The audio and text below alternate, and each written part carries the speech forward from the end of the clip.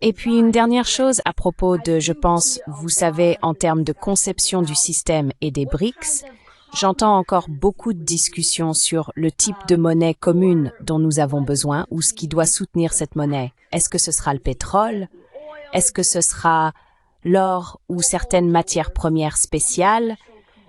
Je pense qu'il y a beaucoup de malentendus sur ce qu'est vraiment ce type de monnaie, n'est-ce pas? Ce ne sera pas une monnaie commune qui remplacera la monnaie nationale. S'il vous plaît, ne faites pas cela, n'est-ce pas?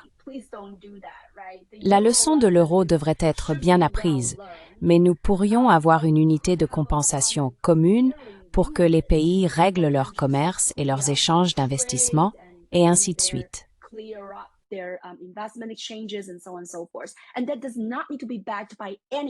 Et cela n'a pas besoin d'être soutenu par quoi que ce soit. C'est de la monnaie fiduciaire dont nous parlons.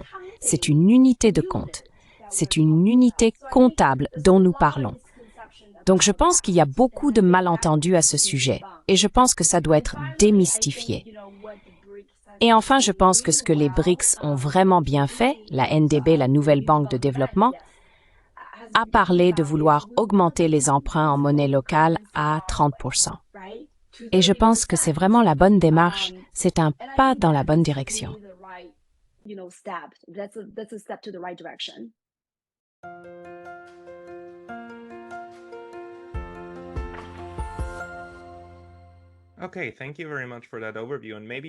D'accord, merci beaucoup pour cet aperçu. Et peut-être pouvons-nous utiliser les 50 dernières minutes que nous avons pour parler d'un autre sujet sur lequel vous travaillez intensivement, à savoir la connexion entre la MMT et les économies en développement, ou disons, les pays du Sud global. J'aime beaucoup mieux cette expression parce que, pour beaucoup de pays, les qualifier de « en développement » n'a plus beaucoup de sens. Si vous pensez à la Malaisie ou à l'Indonésie, ils ont des secteurs qui sont en plein essor et fantastiques. Ils fonctionnent simplement un peu différemment des pays occidentaux.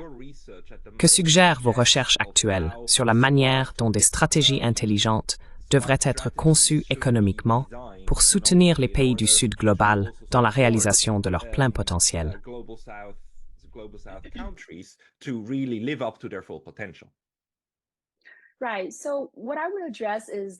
D'accord. Donc, ce que je voudrais aborder, c'est que, d'un point de vue de la MMT, je pense que des stratégies de développement vraiment authentiques et progressistes fonctionneraient à 3 niveaux différents. Le premier est au niveau national. Je pense que le gouvernement doit comprendre ses choix politiques. Par exemple, si vous voulez fixer vos taux de change, si vous voulez emprunter en devises étrangères, ça pourrait vous mettre dans une position très vulnérable. Donc, ce que vous voulez faire, c'est essayer de mobiliser vos ressources domestiques autant que possible. Un des exemples que je veux souvent donner, même pour les pays qui participent au projet de la BRI, est le Kenya, qui a emprunté de l'argent chinois pour investir dans ses chemins de fer.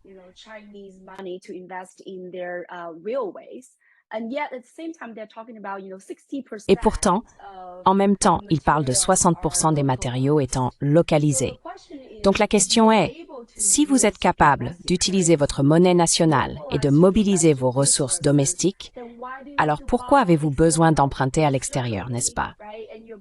Et vous empruntez en dollars sur lequel vous n'avez pas de contrôle.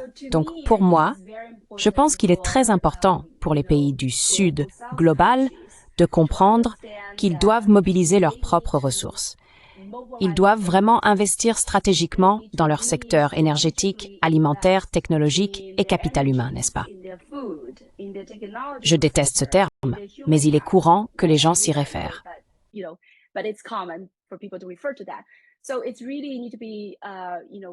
est donc vraiment important de comprendre que le financement du développement devrait provenir principalement de l'intérieur.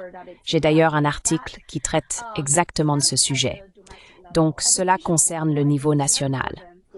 Au niveau régional, je pense qu'il est très important pour les pays du Sud global de construire la coopération, la consolidation, la solidarité et la collaboration. Parce que, encore une fois, le Sud en développement est en réalité très riche en ressources, n'est-ce pas? Quand on pense aux pays du G7, dont beaucoup, comme le Japon par exemple, sont très pauvres, en ressources, n'est-ce pas? En fait, les pays du Sud en développement sont très riches en ressources.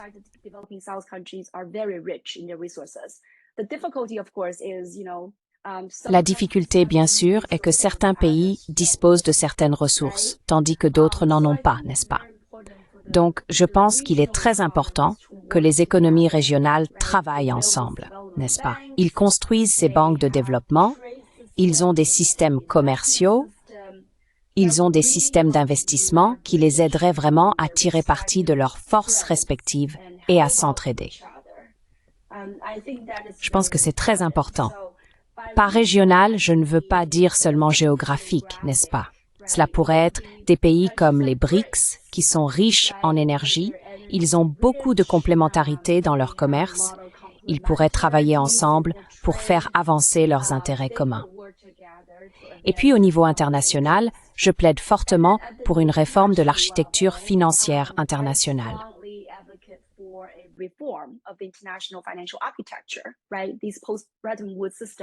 D'accord. Le système post-Bretton Woods, le FMI, la Banque mondiale, je pense qu'ils sont vraiment inadaptés. Ils sont vieux, 80 ans. Ils ont servi les intérêts des pays occidentaux. Ils sont très incapables et je pense que c'est intentionnel de financer le changement climatique, de financer le développement et de fournir un filet de sécurité financière internationale vraiment solide. Donc, je pense que ce système doit être réformé. Je pense que c'est une politique ou une proposition très ambitieuse, mais je crois que tous ces changements doivent se produire pour que nous puissions vraiment parler de développement durable et faire face à tous ces autres défis auxquels le Sud global est confronté.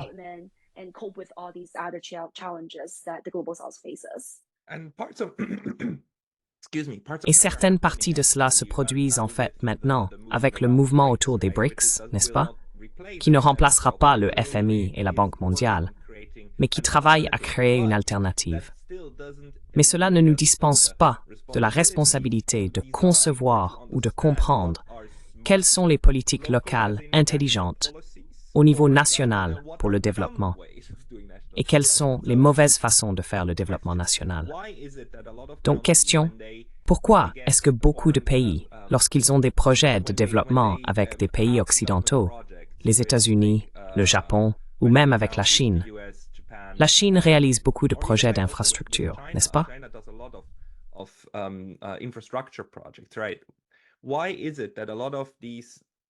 Pourquoi beaucoup de ces pays du Sud global empruntent-ils alors de l'argent en devises étrangères, comme vous venez de le dire, empruntent des yuan ou des USD et s'endettent ensuite dans cette devise étrangère, ce qui, encore une fois, est le péché originel selon la MMT. C'est ce dont vous ne pouvez pas vous sortir si vous manquez de cette devise dans vos bilans, n'est-ce pas? Au lieu de cela, je veux dire, l'autre façon de le faire serait d'émettre des obligations dans votre monnaie locale, d'obtenir de la monnaie locale, d'en utiliser autant que possible dans votre économie. Et la partie où vous devez importer, disons, des produits high-tech du Japon, quelques trains de Chine, importez ces trains et vous devez payer en yuan. Vous utilisez simplement le bon vieux marché d'échange et vous échangez votre devise au lieu de l'emprunter. Pourquoi ce mécanisme n'est-il pas utilisé? Pourquoi est-ce l'emprunt qui est utilisé?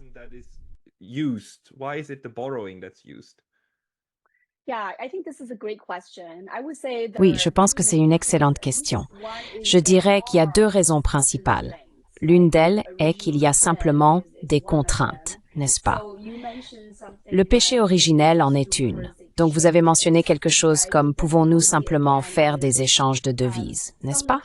La difficulté, encore une fois, est que certains pays ne peuvent tout simplement pas obtenir un taux raisonnable ou qu'aucun pays ne veut accepter certaines devises. Donc, lorsque vous avez une hyperinflation, disons que vous êtes au Zimbabwe ou si vous êtes en Argentine, vous avez le peso, il sera très difficile pour vous de trouver des acheteurs pour votre devise et d'obtenir ces échanges étrangers. Donc, je pense qu'il y a une véritable contrainte d'une certaine manière pour les pays en développement. Mais cela dit, je pense aussi qu'il y a beaucoup de malentendus.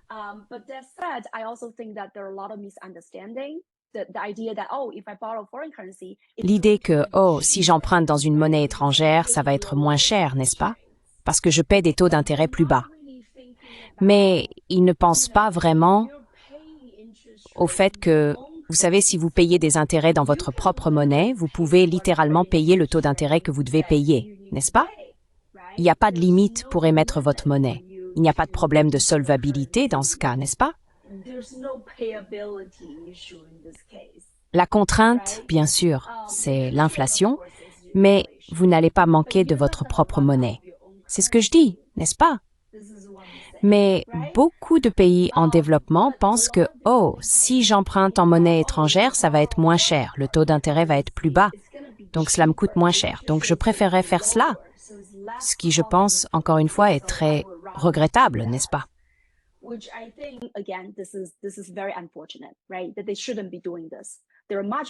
Qui ne devraient pas faire cela. Il y a des coûts beaucoup plus importants qui sont cachés que le simple coût des intérêts que vous voyez dans vos livres. Mais pour revenir aux contraintes précédentes, il y a des moments où les pays doivent emprunter pour acquérir certaines technologies essentielles qu'ils n'ont pas ou certains matériaux essentiels qu'ils ne peuvent pas acheter chez eux. Donc, peut-être qu'ils auraient besoin d'emprunter un peu dans ces devises étrangères pour importer ces choses. Mais encore une fois, je pense qu'en ayant cette collaboration régionale et en étant très stratégique sur combien vous voulez emprunter et quand vous empruntez, assurez-vous également d'avoir une bonne gestion de bilan. Évitez un très grand déséquilibre de devises et de durée.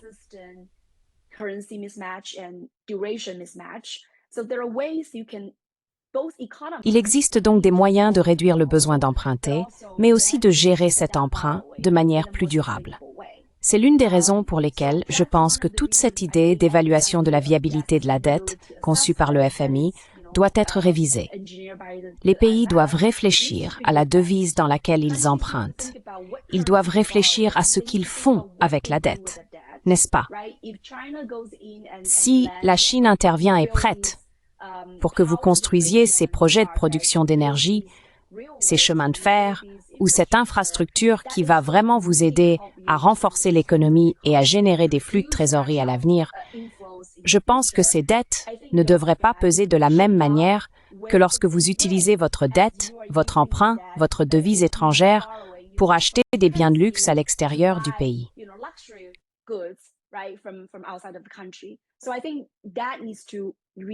Je pense donc que ça doit vraiment être réfléchi par les décideurs politiques. Quoi emprunter, comment utiliser les devises étrangères. Je pense que c'est très important.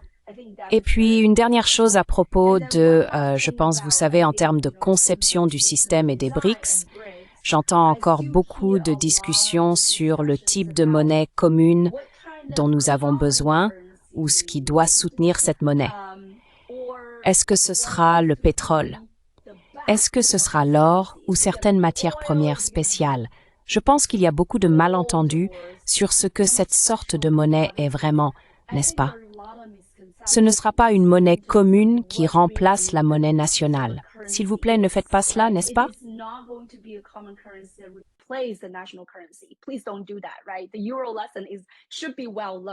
La leçon de l'euro devrait être bien apprise. Mais nous pourrions avoir une unité de compensation commune pour que les pays règlent leurs échanges commerciaux et leurs investissements, etc. Et cela n'a pas besoin d'être soutenu par quoi que ce soit. N'est-ce pas, nous parlons ici de monnaie fiduciaire. C'est une unité de compte. C'est une unité comptable dont nous parlons. Donc je pense qu'il y a beaucoup de malentendus à ce sujet et je pense que cela doit être démystifié.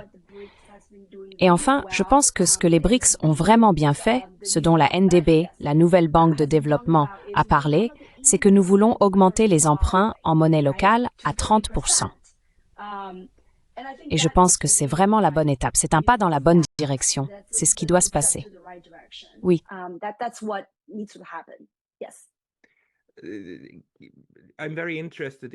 D'accord. Je suis très intéressé par celui-ci. Parce que comment cela fonctionnerait-il? Nous avons eu ce moment lors de la création de l'euro, où l'euro n'était qu'une unité de compte, mais pas encore de la monnaie fiduciaire physique. Il était juste utilisé sur le marché d'échange. ce à quoi vous pensez avec une unité de compensation commune est-il une forme de cela? Et comment cela fonctionnerait-il si nous avions une unité dans laquelle vous pouvez simplement compter la dette à travers différentes économies, mais que les économies individuelles continueraient à fonctionner avec leur propre devise? Parce qu'il y aurait toutes ces fluctuations et aussi les changements du taux de change par rapport à l'unité commune, n'est-ce pas? Alors, en quoi ça serait-il une amélioration plutôt qu'une complication?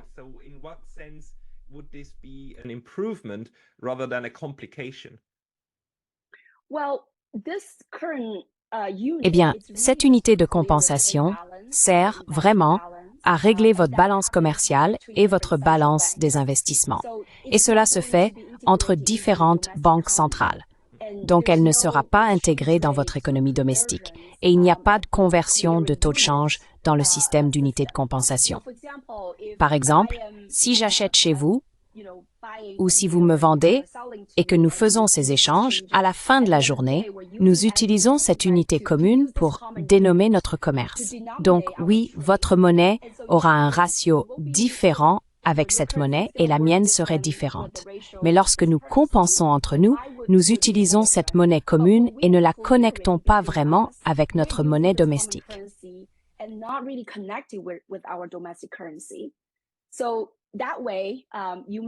De cette façon, vous pourriez être en mesure de gagner plus de cette monnaie commune et moi moins.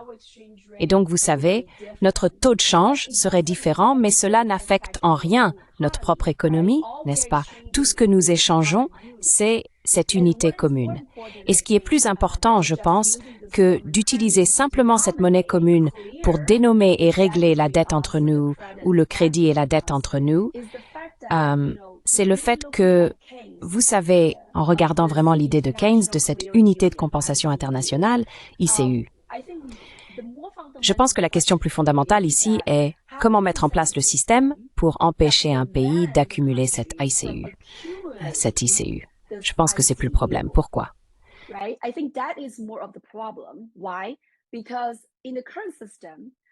Parce que dans le système actuel, nous avons des pays qui veulent vraiment toujours avoir un excédent net. Ainsi, ils peuvent obtenir la monnaie, accumuler les réserves et ainsi de suite.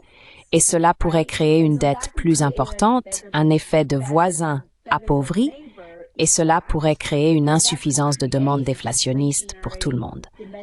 Donc, la vraie question ici est, quelle que soit la monnaie que nous utilisons, nous voulons nous assurer que les pays ne cherchent pas intentionnellement à accumuler cette monnaie commune et à profiter, vous savez, de la demande des voisins.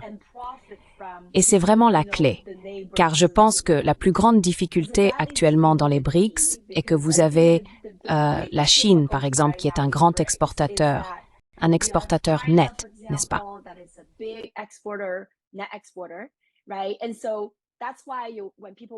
Et c'est pourquoi, quand les gens disaient, vous savez, que le yuan allait monter, eh bien, si la Chine a un excédent et que les pays ne peuvent pas obtenir le yuan, alors comment allons-nous régler cela? Donc, je pense que ce dont le système a vraiment besoin, ce n'est pas d'une technicité. Ce ne sont pas les questions techniques. Il ne s'agit pas des fluctuations monétaires ou de la devise que nous utilisons exactement à des fins de compensation, mais plutôt de comment construire un système qui n'encourage pas un pays à accumuler les unités et à dérayer tout le système.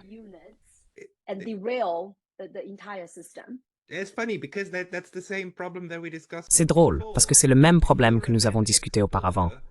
Si vous êtes un exportateur net, vous finirez par avoir plus de liquidités. Et même l'ICU conduira aux mêmes conclusions fondamentales. Donc ce dont vous avez besoin, c'est d'un mécanisme de transfert fiscal, ce que je ne pense pas qu'aucun pays voudrait faire, parce que l'idée est que si j'ai beaucoup de cette ICU, alors c'est ma richesse. Ensuite, je peux acheter à l'étranger, et ils doivent faire ce que je dis. Je veux dire, c'est juste bénéfique pour moi, non? C'est juste agréable d'être de ce côté du bilan.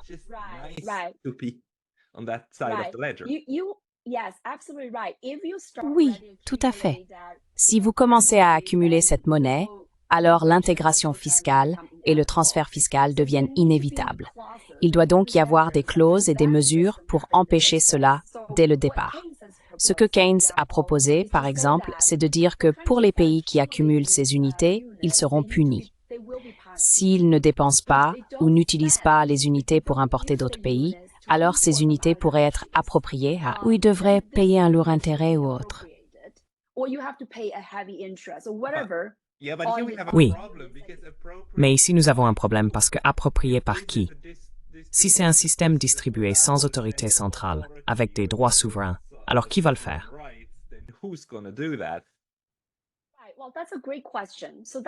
Eh bien, c'est une excellente question. C'est pourquoi les pays doivent se mettre d'accord là-dessus. Ce n'est pas exactement un transfert fiscal en soi, mais c'est un peu comme si nous vous donnions un certain temps pour utiliser vos unités de compensation. Vous devez les utiliser pour importer d'autres pays, peu importe ce que cela pourrait être, ou vous devez investir. Existe-t-il des idées pour créer quelque chose qu'un couple d'économistes, je pense autrichiens ou quelque chose du genre, avait dans le passé, c'est-à-dire intégrer un mécanisme pour s'assurer que l'unité de compensation perde de la valeur au fil du temps, ce qui augmenterait l'incitation à la dépenser à nouveau, n'est-ce pas?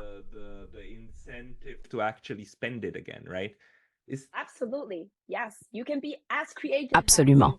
Oui. Vous pouvez être aussi créatif que possible. Exactement. Nous devons être plus créatifs. Mais le point est, vous savez, c'est la clé. Comment créons-nous un système où il n'y a pas d'incitation à accumuler les unités, n'est-ce pas? À thésauriser les unités, n'est-ce pas? Il faut faire en sorte que les unités soient utilisées uniquement à des fins de compensation, pas d'accumulation. Et donc, je pense que vous avez tout à fait raison. Je pense que nous devons vraiment réfléchir à ce genre de questions plutôt qu'à comment mettre en place ce système de paiement. Sera-t-il numérique? Quel type de système de messagerie devons-nous utiliser? Et je ne pense pas que ce soit les points les plus importants. Le point le plus important est sur quoi les pays devraient s'entendre et comment concevons-nous cette unité de compensation sans la préparer à l'échec. Et je pense que ce genre de discussion est encore relativement insuffisant à ce stade.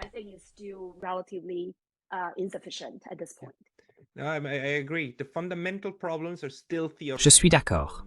Les problèmes fondamentaux sont encore théoriques, pas pratiques.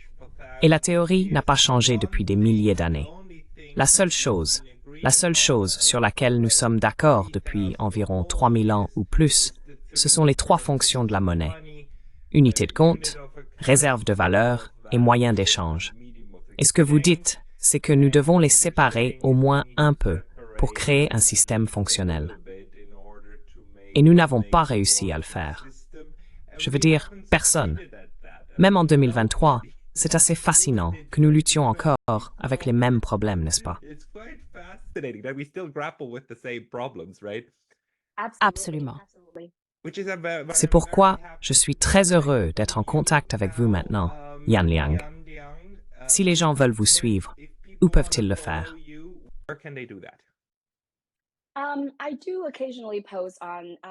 Je publie occasionnellement sur X, auparavant connu sous le nom de Twitter, et aussi sur LinkedIn.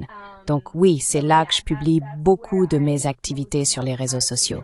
Parfois, je publie aussi certaines de mes publications académiques ou conférences et des choses comme ça. Donc, je pense que ce serait le meilleur endroit pour trouver mon travail. Merci beaucoup de m'avoir reçu aujourd'hui.